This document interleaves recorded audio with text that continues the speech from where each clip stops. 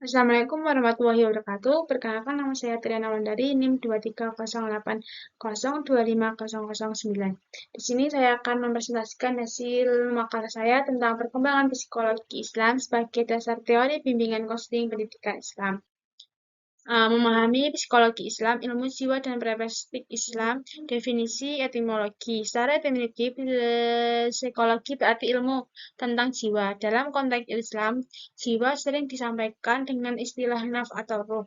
Dengan nafs menjadi yang lebih populer. Oleh karena itu, psikologi dapat diterjemahkan sebagai ilmu nafs atau ilmu al-ruh. Definisi terminologis psikologi Islam adalah kajian ilmiah tentang jiwa atau rohaniah manusia dari perspektif ajaran Islam yang mengatakan tingkah laku manusia berdasarkan nilai-nilai Islam. Tujuan adalah membentuk kualitas diri yang lebih sempurna, mencapai kebahagiaan dunia dan akhirat. Nah, bimbingan konseling, proses pendampingan holistik, bimbingan guidance berasal dari kata atau goal yang berarti menunjukkan atau menentukan ke arah yang benar. Konseling, sebuah proses pemberian bantuan melalui wawasan oleh seorang ahli konselor kepada individu klien yang bermasalah. Dengan demikian, bimbingan dan konseling adalah proses sistematik yang bertujuan membantu individu atau kelompok untuk menyelesaikan masalah dan mengembangkan diri secara optimal. Tujuan utama bimbingan konseling di sekolahan, perkembangan optimal, mencapai tingkat perkembangan optimal sesuai kemampuan masing-masing individu. Adaptasi lingkungan, membantu individu menyelesaikan diri dengan lingkungan sekitar baik di sekolahan maupun masyarakat. Dukungan sekolah, memberikan dukungan tidak hanya kepada peserta didik, tetapi juga bagi sekolah secara keseluruhan dan mencapai tujuannya. Tujuan bimbingan konseling ini berfungsi pada peserta didik membangun diri secara holistik dan mampu berpendapat dengan baik. Teori BK pendidik Islam, landasan berpikiran Islam. Teori bimbingan dan konseling dalam Islam merupakan landasan fundamental atau proses BK yang efektif, berfungsi pada perubahan positif dalam pola pikir, peran, keyakinan, dan tingkah laku klien berdasarkan wahyu Al-Quran dan sunnah Nabi Muhammad SAW. Teori Al-Hakim menekankan pada kebijakan pengetahuan yang sempurna. Keahlian dan kebenaran ini mencakup filosofi, kenabian, dan pepatah yang terdapat dalam Al-Quran.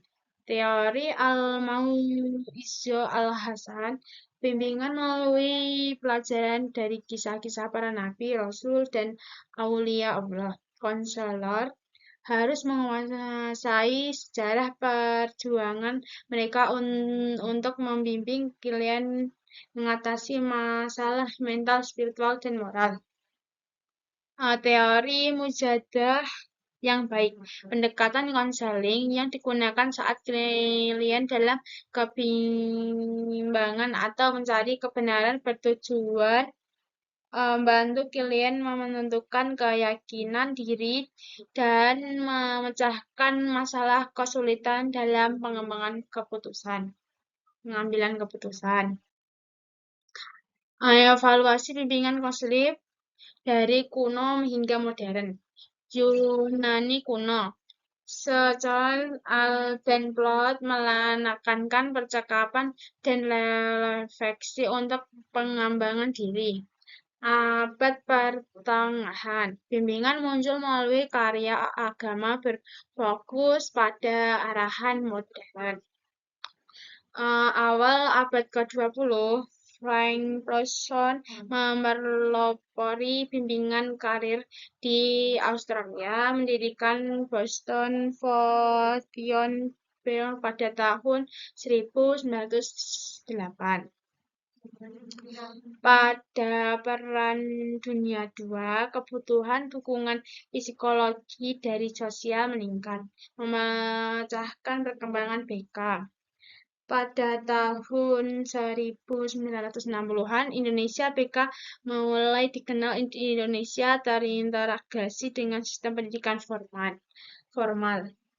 Era modern, BK terus berkembang dengan pendekatan berbasis teknologi yang multikultural untuk menjawab kebutuhan kompleks masyarakat. Psikologi Islam dalam BK, pendidikan Islam integrasi spiritual, pandangan manusia holistik. Psikologi Islam memandang manusia sebagai makhluk psikis atau spiritual, meliputi akal, hati, jiwa, dan roh. Konsep ini menjadi dasar pengembangan BK pendidikan Islam. Pengembangan spiritual, konseling tidak hanya membantu memecahkan masalah psikologi, tetapi juga membimbing peserta didik menemukan ketenangan batin melalui pendekatan spiritual seperti zikir, doa, dan penguatan iman. Nilai-nilai Al-Quran dan hadis, mengintegrasikan nilai-nilai dalam layanan konseling, misalnya saat siswa cemas, konseling mengarahkan pada zikir atau doa. Dampak positif psikologi Islam pada teori BK pendidik Islam. Dimensi spiritual, menambahkan dimensi spiritual pada pandangan manusia berbeda dari psikologi barat yang hanya melihat aspek biologi, psikologi, dan sosial. Tujuan konseling yang luar, tujuan konseling yang hanya mengembangkan kondisi mental normal, tetapi juga membimbing siswa menjalani hidup sesuai nilai iman, takwa, dan akhlak mulia. Keseimbangan hidup menjadikan teori BK lebih lengkap dengan melibatkan unsur moral dan spiritual, bukan hanya akal dan emosi. Dengan demikian, psikologi Islam menguatkan aspek spiritual, menimbangkan tujuan, serta mengintegrasikan nilai-nilai Al-Quran dan hasil metode layanan BK. Metode konseling Islam, integrasi spiritual dan modern. Pendekatan konselor dalam pendidikan Islam tidak hanya menggunakan teknik modern seperti mendengarkan aktif, empati, dan memberikan nasihat, tetapi juga mengintegrasikan nilai-nilai Islam. Integrasi nilai Islam membacakan ayat-ayat Al-Quran yang relevan, memberikan motivasi melalui kisah para nabi. Yang ketiga, menganjurkan ibadah seperti salat, sholat, dan zikir. Kesimpulan BK pendidik Islam dan holistik, psikologi Islam dalam BK berfungsi untuk menyeimbangkan antara kebutuhan duniawi dan ukhrawi, sehingga peserta didik mampu tumbuh menjadi manusia seutuhnya sesuai ajaran Islam. Perkembangan psikologi Islam telah membantu fondasi yang kuat bagi bimbingan dan konseling pendidik Islam, menghasilkan pendekatan yang unik dan holistik dengan mengintegrasikan aspek spiritual dan psikologis BK. Pendidik Islam bertujuan membantu individu mencapai keseimbangan hidup, ketenangan batin, serta pertumbuhan pribadi yang selaras dan nilai-nilai luhur ajaran Islam. Nah, sekian dari presentasi saya. Bila ada salah kata, mohon dimaafkan. Wassalamualaikum warahmatullahi wabarakatuh.